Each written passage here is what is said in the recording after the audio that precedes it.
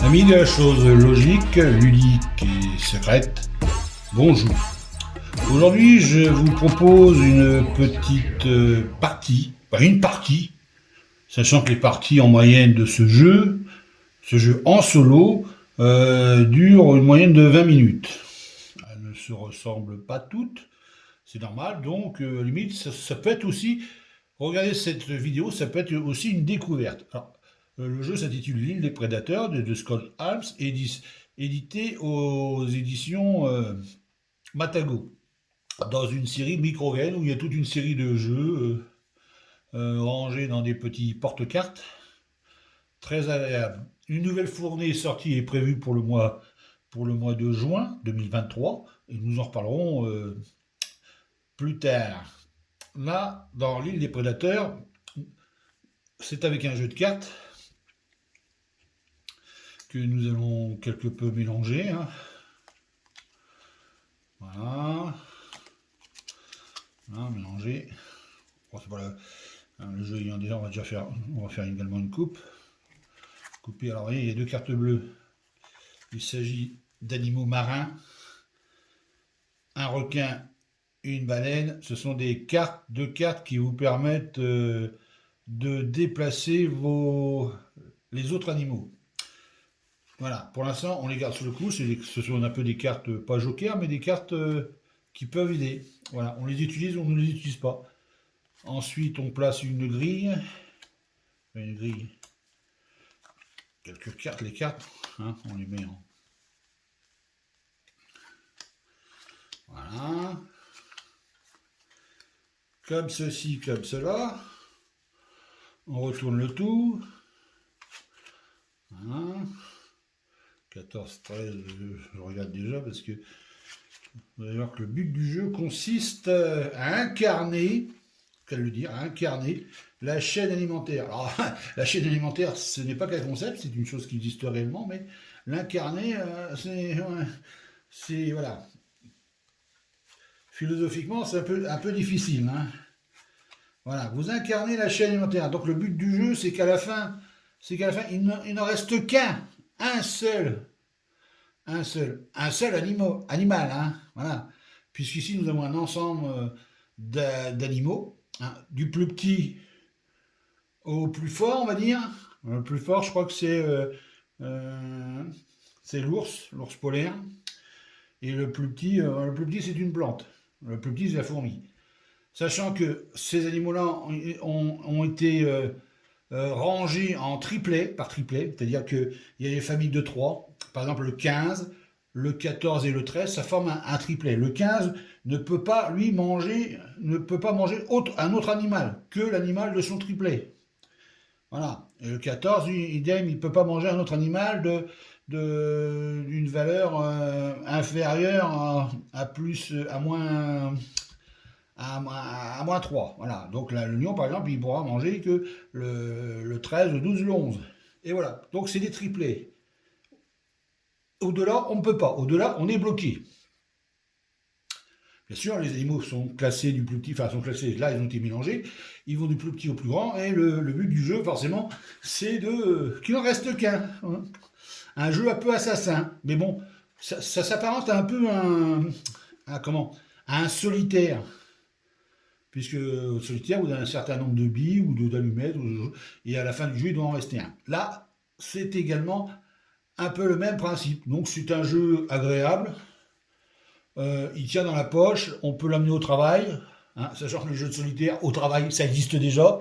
Hein.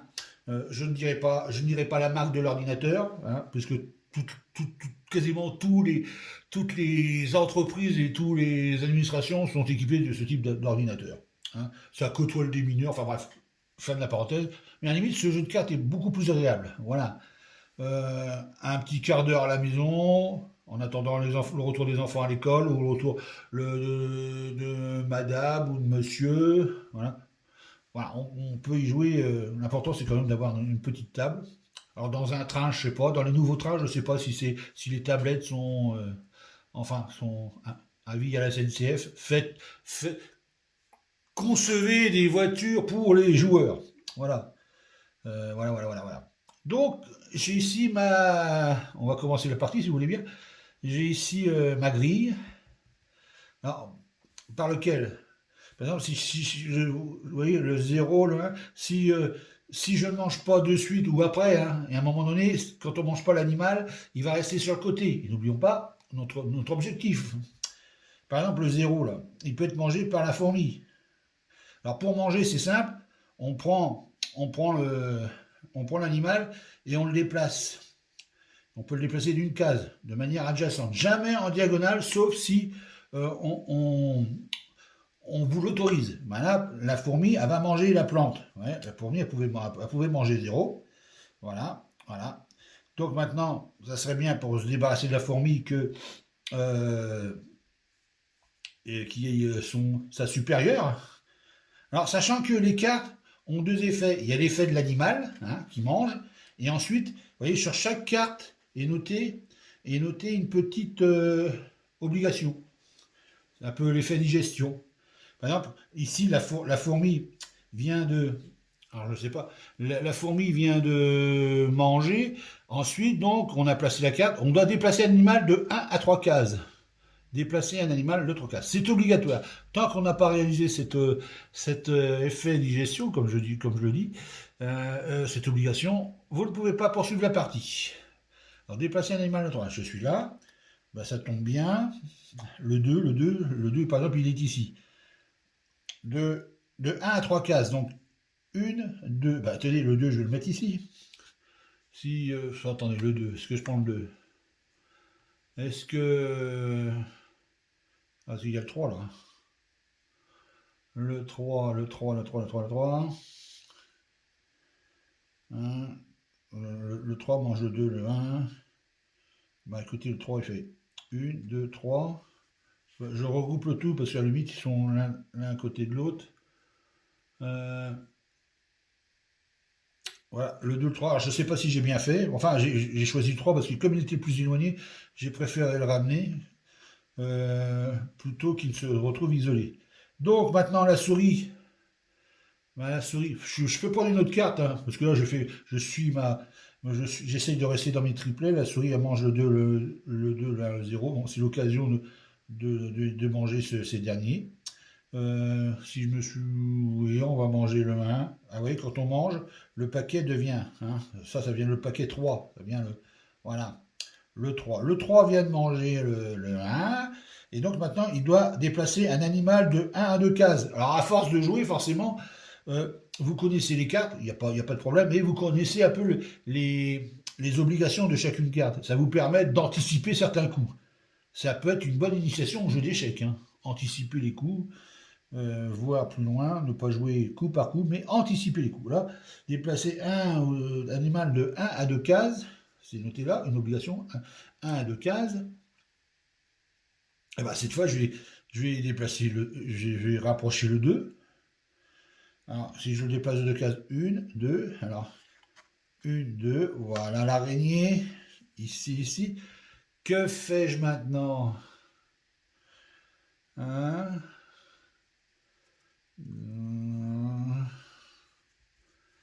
là.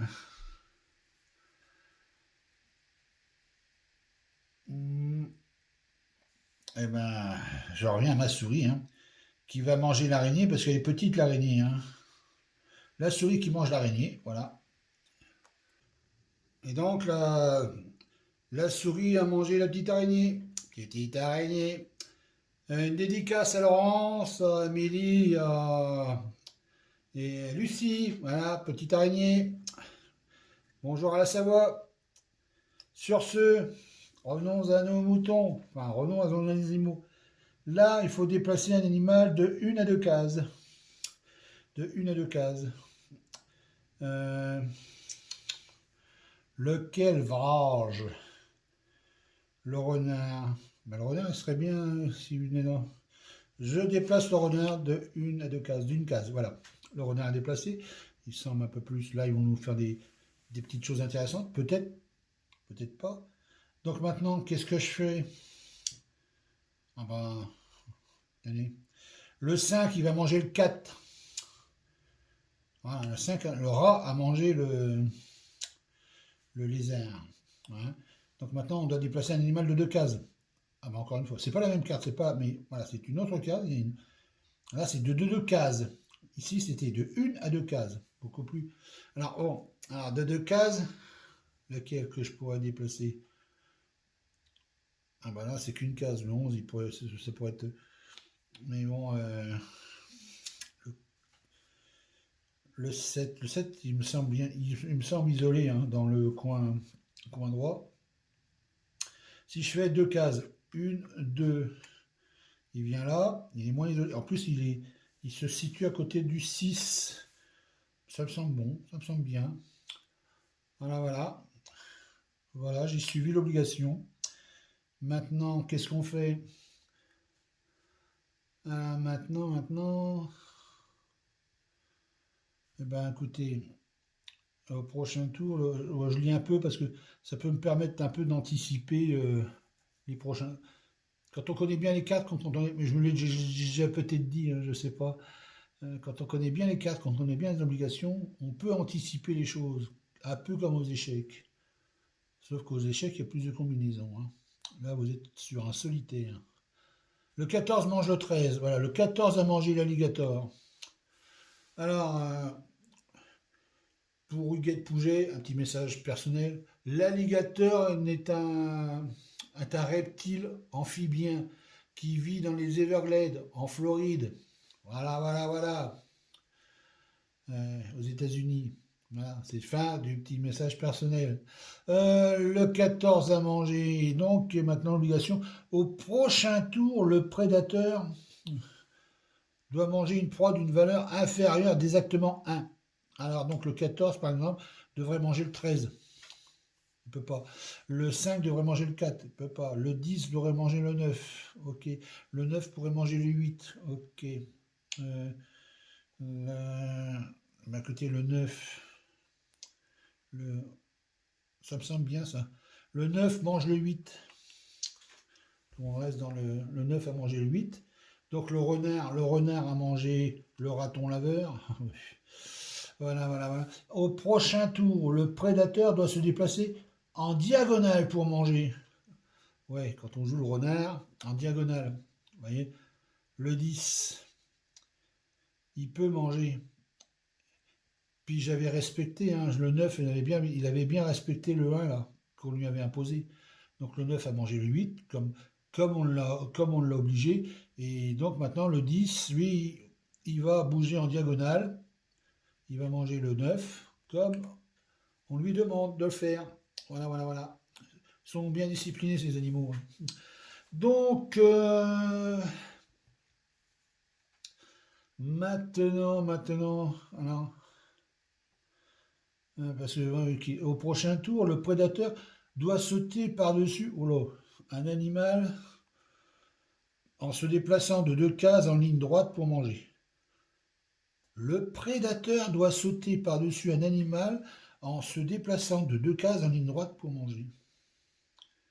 Donc il faut déjà qu'il saute.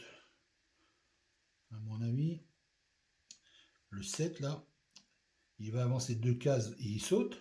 1, 2, et il mange. Il mange le 5. Le serpent a mangé le rat. Un animal de nourriture de prédilection. Donc il a mangé et maintenant qu'est-ce qu'on doit faire? On doit invertir l'emplacement de 2 animaux. Le 7 et le 3, non, le 3 et le 6.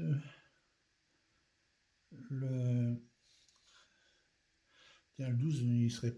Le 14 et le 12, ça me semble un peu. Là, on a refait un peu. On a rééquilibré au niveau de l'ordonnancement, quelque chose qui va être faisable. 14 et 15, ça me semble bien. Donc, voilà, on a interdit le 12 et le 14. Maintenant, bah, écoutez, le 12, hey, ouais, il a coûté, tac, il mange le 10. Il mange le 10, le tigre a mangé le lynx. Au prochain tour, le prédateur doit se déplacer de 2 cases pour manger. Ah, donc j'abandonne le secteur. Ah bah, le 15, l'ours polaire, il va bouger de 2 cases. 1, 2, l'ours polaire a mangé le lion. Est-ce possible? En tout cas, c'est là. Il y a une image qui le prouve. L'ours polaire a mangé le lion. Et au prochain tour, l'ours polaire ne peut pas manger. Ah, digestion difficile ou phénomène d'hibernation ou d'hibernation. Enfin, les deux mots se ressemblent, mais ne sont pas tout à fait le même processus. Pour fermer la parenthèse, il ne peut pas manger. Donc, qu'est-ce qu'on va faire? On va revenir à notre tigre. Hein, vous voulez bien? Le tigre va remanger le loup. Il mange le loup. Il a vu le loup, il le mange. Voilà, le tigre mange le loup. Et au prochain tour, le prédateur doit se déplacer de 2 cases pour manger. Ah bah, ça tombe bien. Revenons à l'ours polaire. 1, 2, l'ours mange le tigre. L'ours a mangé le tigre. Voilà, voilà. Et au prochain tour, bah forcément, l'ours, il peut toujours de digestion difficile. Il ne peut pas jouer. Donc, qu'est-ce qu'on fait? Qu'est-ce qu'on fait? 7, 5. Voilà, là, c'est diagonale. Personne ne peut faire diagonale. On va faire appel à un joker. Enfin un joker. Un animal. Les animaux marins vont se mêler un peu de la chaîne alimentaire des terrestres. Donc, quand je joue le requin, je déplace un animal d'une case pour manger un animal adjacent de n'importe quelle autre valeur inférieure.